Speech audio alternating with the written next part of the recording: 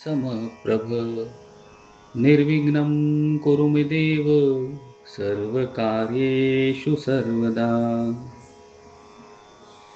Raghunath foundation संचलित वशिष्ठ गुरुकुल यांच्यामार्फत हा चालू असलेला उपक्रम समर्थांच्या मनाचे श्लोक यावर आज आपण श्लोक क्रमांक 122 वर चिंतन करणार आहोत. काल आपण 121 क्रमांकाचा श्लोक पाहिला, ज्यामध्ये भगवंत नरसिंहाचा अवतार घेऊन भक्त प्रल्हादावरती कशी कृपा करतात या संदर्भात आपण तो श्लोक पाहिला होता. आज आपण श्लोक क्रमांक 122 पाहणार आहोत. कृपा भाकिता जाहला वज्रपाणी, तया कारणे वामनु चक्रपाणी, द्विजीकारणे भार्गवो चापपाणी, नुपेक्षी कदा देव भक्ताभिमानी. जय जय रघुवीर समर्थ. श्रोतेहो, समर्थांनी या श्लोकामध्ये पुन्हा भगवंताच्या अवताराचं वर्णन केलं आहे. मागचे आपण काही श्लोक पाहिले होते, ज्यामध्ये भगवंतानी मत्स्य अवतार धारण केला होता, कच्छचा अवतार, कूर्म अवतार धारण केले होते. त्यानंतर प्रल्हादाच्या रक्षणासाठी भगवंतानी नरसिंह अवतार धारण केले. या श्लोकामध्येही भगवंतानी वामनाचा अवतार धारण केलेला आहे आणि श्री परशुराम यांचाही अवतार धारण केलेला आहे. यामध्ये कृपा भाकिता झाला वज्रपाणी. हा वज्रपाणी म्हणजे कोण? वज्र म्हणजे एक अस्त्र आहे, जे कोणाच्या हातामध्ये असतं तर ते भगवान इंद्राच्या हातामध्ये असतं, ज्याला आपण वज्रपाणी म्हणतो. वज्र हा एक शस्त्र आहे. पाणीमध्ये, संस्कृतमध्ये पाण्याला कर म्हणजे हात, हाताला पाणी म्हणतात. कृपा भाकिता झाला वज्रपाणी, तया कारणे वामनु चक्रपाणी. आता चक्रपाणी, परत इथं चक्रपाणी आलेलं आहे. हे चक्रपाणी म्हणजे काय? तर ज्याच्या हातामध्ये चक्र आहे तो. मग हे सुदर्शन चक्र कोणाच्या हातामध्ये आहे? तर भगवान विष्णूच्या हातामध्ये हा चक्र आहे. द्विजाकारणे भार्गव चाकपाणी, नुपेक्षी कदा देव भक्ताभिमानी. आता हे चाप पाणी म्हणजे काय? तर ज्याच्या हातामध्ये धनुष्यबाण आहे. मग धनुष्यबाण कोणाच्या हातामध्ये आहे? भगवान परशुरामांच्या हातामध्ये, श्रीरामांच्या हातामध्ये. म्हणजे परशुराम हा अवतार आहे भगवंताचा. वामन काय आहे? हा देखील एक अवतार आहे. वज्रपाणी, ज्याच्या हातामध्ये वज्र आहे असा इंद्रादी देव. चक्रपाणी, ज्याच्या हातामध्ये सुदर्शन चक्र आहे असा भगवान श्री विष्णू. द्विजाकारणे, या तिसऱ्या चरणामध्ये द्विजाकारणे भार्गव चक्रपाणी असं समर्थांनी म्हटलेलं आहे. द्विजाकारणे म्हणजे ब्राह्मण, सत्पुरुष किंवा धर्माच्या रक्षणासाठी असा त्याचा अर्थ आहे. आणि चाप पाणी, जसं आता आपण पाहिलं की ज्या भगवंताच्या हातामध्ये धनुष्य आहे, धनुष्य धारण केलेलं आहे भगवान, त्याच्यामध्ये श्रीराम आहेत, परशुराम आहेत तर इथं संदर्भ आहे ते परशुरामांचं आहे.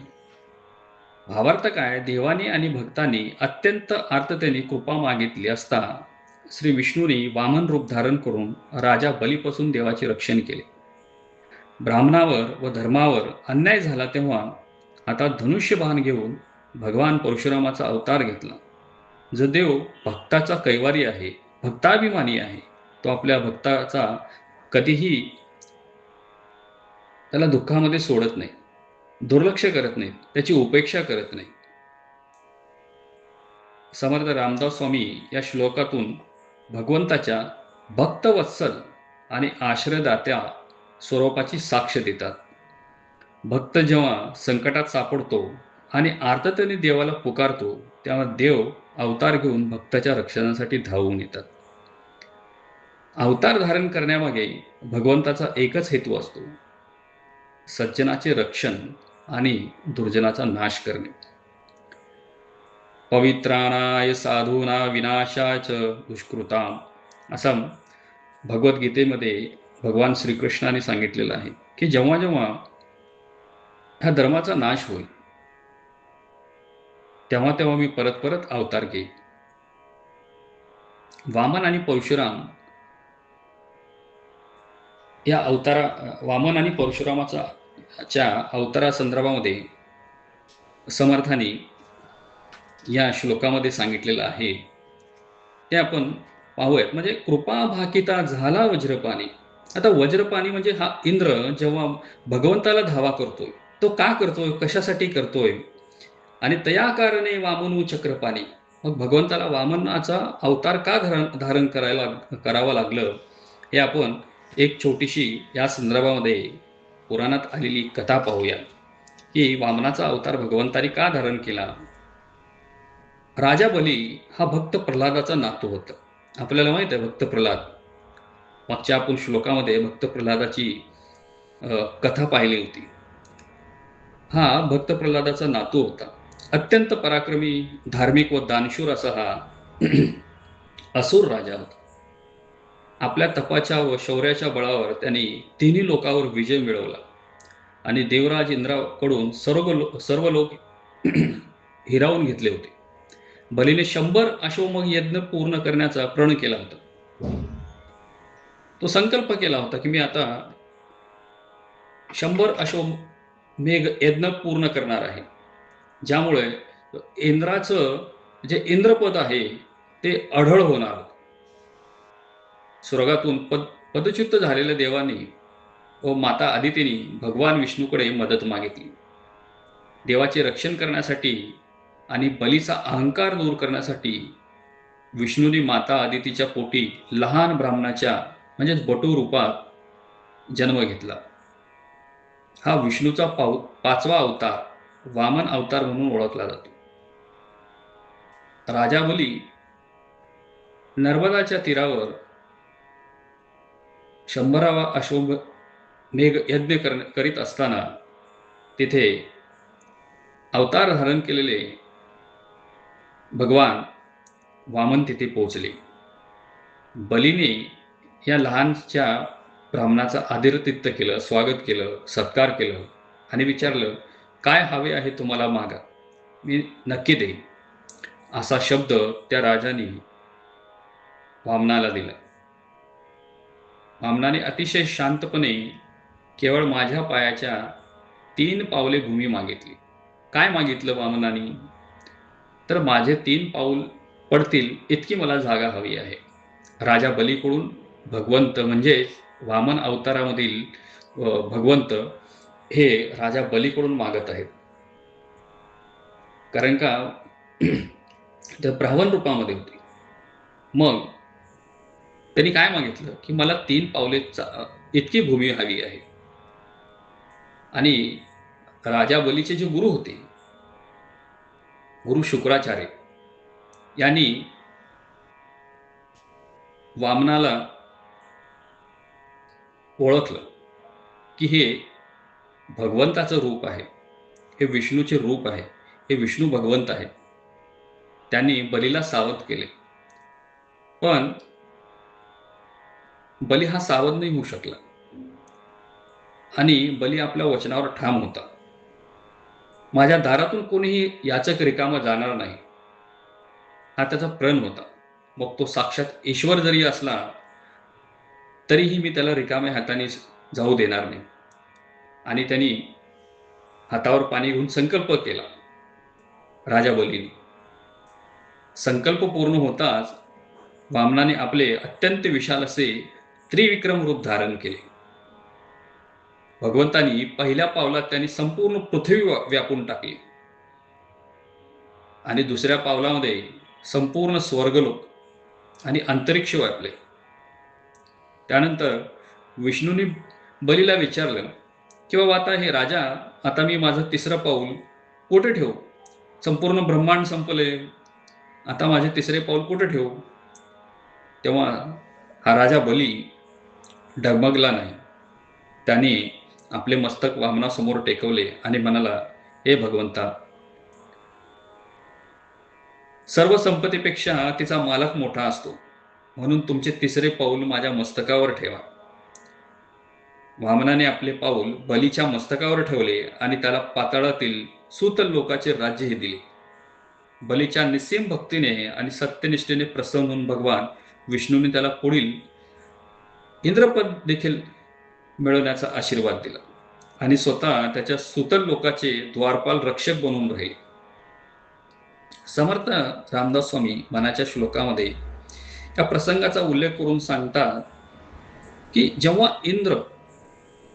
भगवंत इंद्र म्हणजे वज्रपाणी, त्यांच्या हातामध्ये वज्र असं शस्त्र आहे, करुणा केली भगवंतापुढे की माझं हे सगळं राज्य जाईल, जे स्वर्गलोक आहे इंद्राचं ते चाललं जाईल. तेव्हा त्यांनी भगवंताकडे प्रार्थना केली, विष्णूकडे प्रार्थना केली की भगवंत, हा बली आता पूर्ण सर्व राज्य घेऊन घेईल, तुम्ही मला यातून सोडवा. तेव्हा भगवंतानी वामनाचं रूप घेऊन बलीला पाताळामध्ये पाठवले. कृपा भाकिता जहाला वज्रपाणी, तया कारणे वामनू चक्रपाणी, अशी ही थोडक्यात कथा आपण पाहिली. त्यामध्ये वामन अवताराचा उल्लेख आहे. त्यापुढे परशुरामाची एक कथा दिलेली आहे, म्हणजे द्विजाकारणे भार्गव चापपाणी, नुपेक्षी कदा देव भक्ताभिमानी. आपण सर्वजण जाणतो की भगवान परशुराम हे सप्तर्षीपैकी एक असलेला महर्षी जमदग्नी आणि माता रेणुका यांचे पुत्र होते. भृगु ऋषीच्या कुळात जन्मल्यामुळे त्यांना भार्गव असे म्हटले जाते. त्यांचे मूळ नाव राम होते, परंतु त्यांनी भगवान शिवाची कठोर तपश्चर्या केल्यामुळे त्यांना परशु प्राप्त हे दिव्य शस्त्र मिळाले होते, त्यामुळे ते परशुराम झाले. आणि त्या काळामध्ये महेशमती नगरीमध्ये राजा कार्तिवीर अर्जुन नावाचा, म्हणजे सहस्त्र अर्जुन ज्याला म्हणून ओळखलं जातं, हा अत्यंत शक्तिशाली आणि बलाढ्य सम्राट चक्रवर्ती होता, क्षत्रिय होता.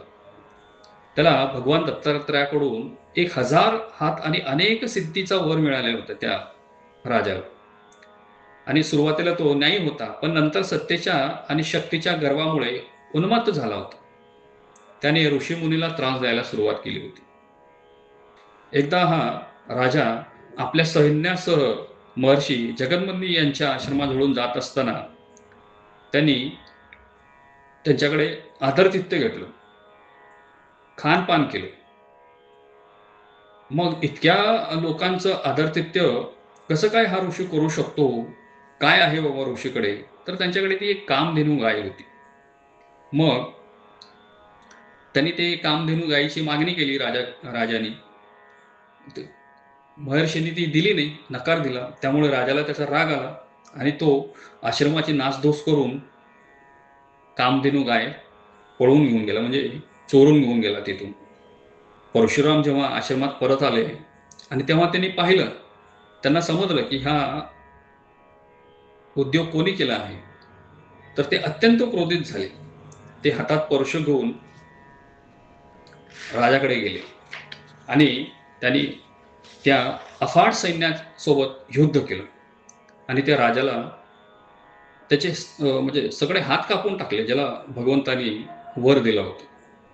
या अपमानाचा बदला घेण्यासाठी परशुराम आश्रमात नसताना त्यांचे वडील जे होते महर्षी जगदमर्णी, त्यांची देखील हत्या केली होती. म्हणून त्यांच्याकडे म्हणजे त्यांना इतका त्याचा संताप आला होता, त्यांना त्याचा राग आला होता.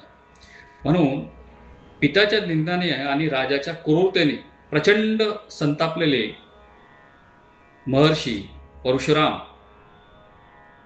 यांनी त्यांचा पराभव केला होता. आणि असं म्हणतात की अधमी राजांचा म्हणजे जे क्षत्रिय होते, जे मातून गेले होते, अशा क्षत्रियांचा त्यांनी वध करून या 21 वेळा पराभव करून या पृथ्वीवरचा भार हलका केला होता. म्हणजे समर्थ रामदास स्वामी म्हणतात की जेव्हा जेव्हा पृथ्वीवर सज्जनावर म्हणजे संकट येते, तेव्हा भगवंत वेगवेगळे रूप धारण करून भगवंताला संकटातून तारतात. या छोट्या दोन ज्या पुराणामध्ये कथा होत्या, वामन अवतारासंदर्भात आणि परशुरामाच्या अवतारासंदर्भामध्ये, ते आपण पाहिल्या. कृपा भाकिता झाला वज्रपाणी, तया कारणे वामनु चक्रपाणी, तुझ्या कारणे भार्गो चापपाणी, नुपेक्षी कदा देव भक्ताभिमानी. म्हणजे श्लोकाचा थोडक्यात भावार्थ सांगायचा म्हटलं तर भगवंत वेगवेगळे रूप धारण करून, वेगवेगळे अवतार धारण करून या पृथ्वीच्या रक्षणासाठी, आपल्या भक्ताच्या दुःख दूर करण्यासाठी भगवंत अवतार घेतात.